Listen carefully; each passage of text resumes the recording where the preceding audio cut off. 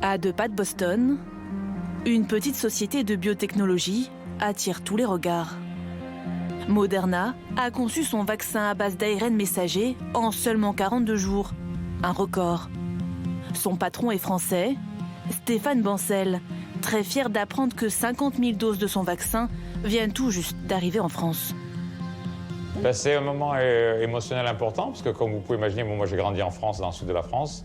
J'ai étudié à Paris, mes parents sont morts à Paris, mon frère est à Paris. Puis de pouvoir apporter un produit comme ça à son pays, alors qu'on voit la souffrance au quotidien, au niveau santé publique d'abord bien sûr, mais après avec toutes les conséquences qui va, au niveau conséquences économiques, tous les chômages techniques, toute la difficulté de travailler dans les conditions dans lesquelles on travaille aujourd'hui. Donc c'est effectivement un moment assez émotionnel. Ce Marseillais de 48 ans se veut rassurant sur la technologie de son vaccin. Il assure qu'il n'y a aucun risque génétique. Nous avons montré depuis le démarrage de la société que la molécule d'ARN messager ne rentre pas dans le noyau de la cellule qui protège votre ADN. Et ça, pour moi, qui viens de la pharma, c'était très important, parce que j'avais peur, avant de démarrer la société, que si l'ARN messager rentrait dans le noyau qui protège votre ADN, vous aurez des risques de sécurité à long terme, d'intégration dans l'ADN humain de l'ARN messager. Et ça, bien sûr, ça n'aurait été pas possible. La seconde chose, c'est que l'ARN messager est dégradé à 100% en 48 heures après injection. Il n'y a rien qui n'a pas de risque dans la vie. Donc tout a un risque. Traverser la rue, il y a un risque. La question, c'est quoi le bénéfice du risque?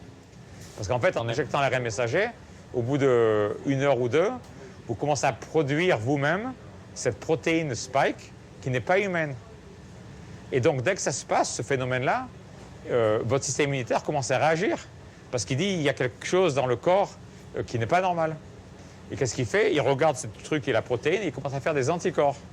Donc tout ce travail immunitaire, en fait, c'est ça qui crée un petit peu de température, un petit peu de fatigue, mais qu'en fait, que les immunologistes vous diront, c'est un très bon signe. La société approfondit ses essais cliniques, cette fois sur des adolescents. D'après Stéphane Bancel, ils pourraient être vaccinés dès cet été. La durée de l'immunité et la nécessité de vaccins de rappel sont également en cours d'évaluation. Ce qui n'est pas encore très clair aujourd'hui parce que c'est un virus nouveau. Et sur les vaccins, aucun d'entre nous n'a le recul de plusieurs années au niveau, bien sûr, clinique. C'est de savoir la durée des vaccins. Alors, le scénario un peu catastrophique qui avait été décrit au printemps, vous vous souvenez, c'était « Oh mon Dieu, les vaccins risquent de durer que 2-3 mois ». Ce scénario est exclu aujourd'hui scientifiquement. On sait que les vaccins vont durer sans doute 1 an ou plusieurs années.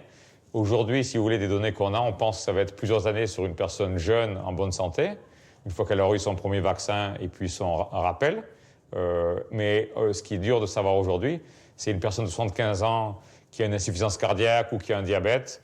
Est-ce qu'il va falloir lui donner un rappel plus fréquent, peut-être tous les 2 ans, à savoir. Et donc, on a toute cette étude encore à faire sur la stratégie des rappels.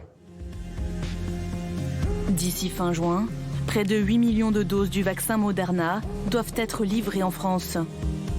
En tout, son patron doit en produire 1 milliard pour le monde entier.